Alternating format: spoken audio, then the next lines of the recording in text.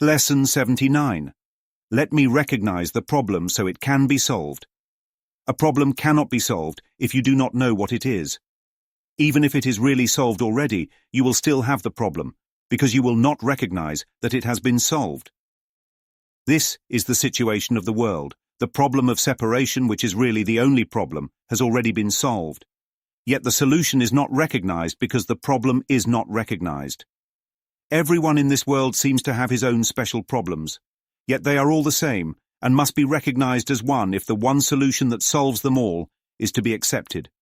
Who can see that a problem has been solved if he thinks the problem is something else? Even if he is given the answer, he cannot see its relevance. That is the position in which you find yourself now. You have the answer, but you are still uncertain about what the problem is. A long series of different problems seems to confront you, and as one is settled, the next one and the next arise. There seems to be no end to them.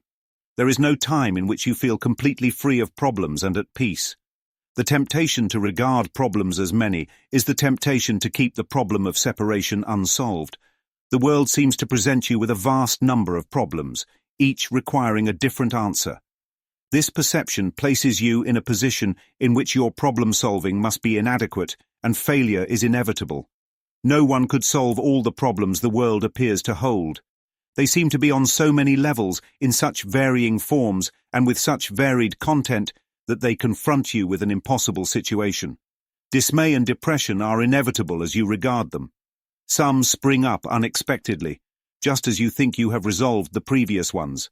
Others remain unsolved under a cloud of denial, and rise to haunt you from time to time, only to be hidden again but still unsolved. All this complexity is but a desperate attempt not to recognize the problem, and therefore not to let it be resolved. If you could recognize that your only problem is separation, no matter what form it takes, you could accept the answer because you would see its relevance.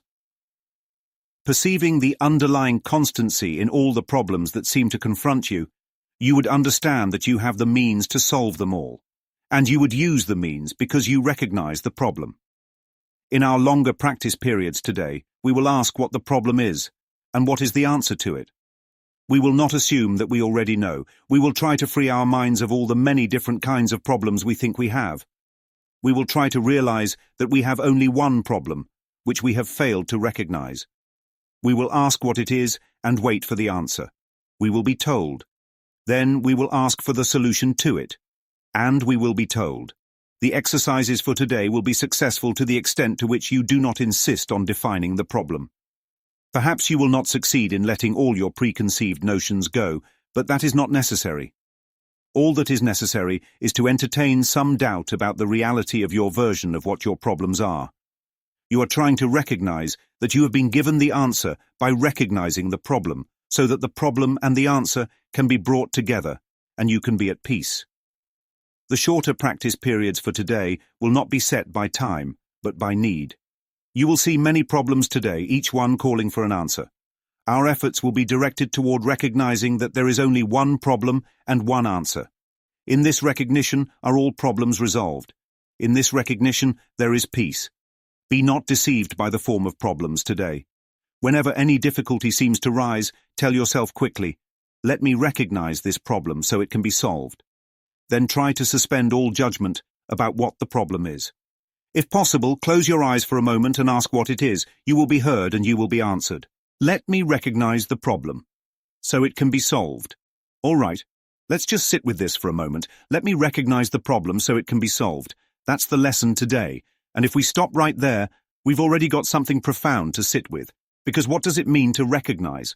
Have you ever been in a place where you see someone and there's this flicker of familiarity? You squint your eyes a little, tilt your head. Do I know them? Something stirs. And then, oh, it's you. That's recognition. To know again. To acknowledge something that's already there. And here's what we're being asked to do. Recognize the problem. Now this is where it gets interesting. Because if we have to recognize the problem, that means we don't actually know what it is. Or maybe we did know once, but we forgot. So what is the problem? We might say, oh, it's money problems, it's my relationships, it's my health, it's the government, it's the economy, it's my past, it's my future. But is it? Or is it like trying to find your lost keys in the car when they're sitting on the kitchen counter the whole time? See, we've been looking in the wrong place. And here's the punchline that Jesus is giving us in this lesson. There's only one problem: separation. That's it. That's the whole thing, the whole game. And if we don't recognize that, then we're going to keep trying to solve problems that aren't actually the problem. Which means even when we think we've solved something, it's just going to pop back up in a different form. The illusion of many problems. Let's talk about this illusion of multiple problems, because we all know what it feels like to live in a world where problems seem endless. Just when you think you've got one thing handled, another pops up. You finally pay off that debt and the car breaks down. You heal one relationship and suddenly there's conflict with someone else. You finally get a moment of peace and then the news cycle hits you with another crisis. Like that game Whac-A-Mole, you slam one down, another pops up, over and over, and it's exhausting. Why? Because we think every problem is separate. The Course is saying, no, there's only one problem, and if you see it, you can finally stop playing the game. How every problem comes back to separation. All right, let's make this real. Let's take some of these problems we all experience and see how they all trace back to this core belief in separation. Money problems. You ever feel like you just don't have enough? Maybe it's money, maybe it's opportunities, maybe it's security, but underneath that, what's really happening? It's a belief that what you need is out there, separate from you, that you have to go get something, that something is missing from what you already are. But if you truly knew that everything was already given, already provided, what would happen? If you saw yourself as one with everything, would there be anything to chase? What if lack itself was an illusion? Relationship struggles. Oh, this is a big one. How many of us think if they would just change, I'd be happy? We make the other person separate from us. We think love is something we have to get, something we have to secure, something that could be lost. But real love isn't something that comes from another person. It's something that already exists as you, as both of you. If you really knew you were one, would you need to fight for love? Would you need to prove anything, or would you rest in it? Health problems. This one is tricky because the body seems so real, so solid. When we get sick or injured, it feels like something is happening to us. But what if sickness itself is just another way the mind makes separation feel real? What if the body is just a reflection of the belief that we are vulnerable, separate beings, fragile things that can be broken? What if healing isn't about fixing the body, but about remembering wholeness? Career struggles. Ever feel like you're not where you should be? Like you're not there yet? That's separation.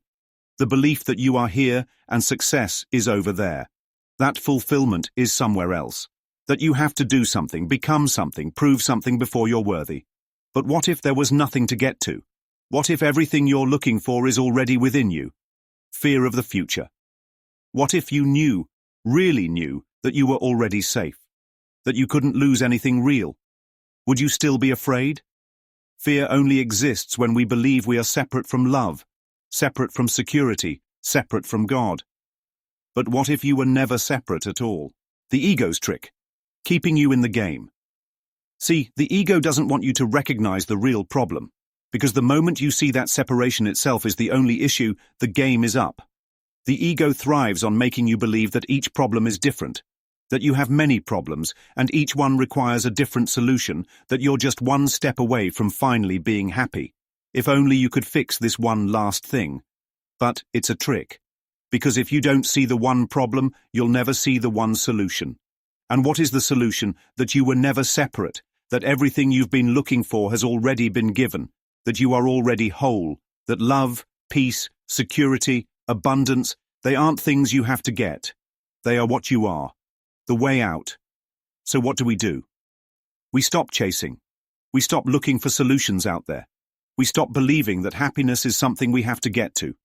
And instead, we sit, we recognize, we remember. We see that the only problem we ever had was the belief in separation. And in that moment, the problem dissolves. Not because we solved it, but because we saw it was never real to begin with. Final thought. Let's end with a question. What if all your problems vanished the moment you realized they were never real? Wouldn't that change everything?